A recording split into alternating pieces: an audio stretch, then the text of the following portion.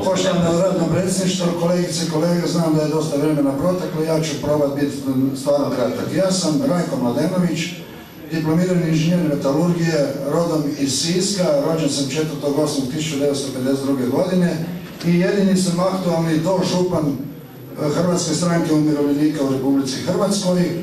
Čast mi je što sam na samoj listi, čestitam i ostalim kolegama koji su na listi kandidata.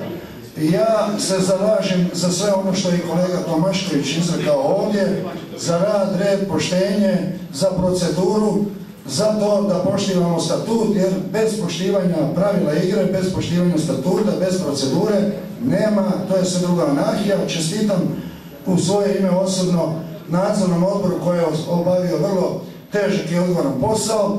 Kao kandidat moram reći da sam sve svoje obveze kao dožupan ispunio prema stranci, jer sam prvog dana stupanja na dužnost dao nalog da mi se oduzima na plaći 5%. Ono zašto ću se ja zalagati, to je zajednički nastup, dakle timski rad prije svega. Nema pojedinca i Bogom danog čovjeka koji će za sve, za milion ljudi misliti, to je broj jedan. Drugo, zalažem se odmah za reviziju, odmah ću se zalagati za reviziju ovakvog sporazuma koji imamo sa HDZ-om i obnovu pregovora sa HDZ-om, jer ovo nije sporazum koji ide umirovljenicima u prilog, nego ide pojedincima u prilog.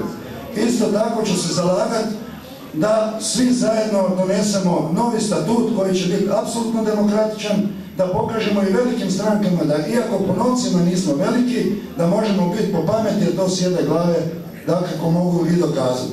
Dakle, dragi kolege, ne bih puno ovdje palamudio i ovdje govorio teorije, nego ću se zalagati za timski rad i sve one koji mi daju povjerenje, najiskrenije se zahvaljujem. Oni koji meni daju povjerenje, daju isto vrijeme, neka znaju i Mihajlu Tomaškoviću, jer je to kolega s kojim sam zajedno započeo i s drugim kolegama određene promjene. Hvala lijepo.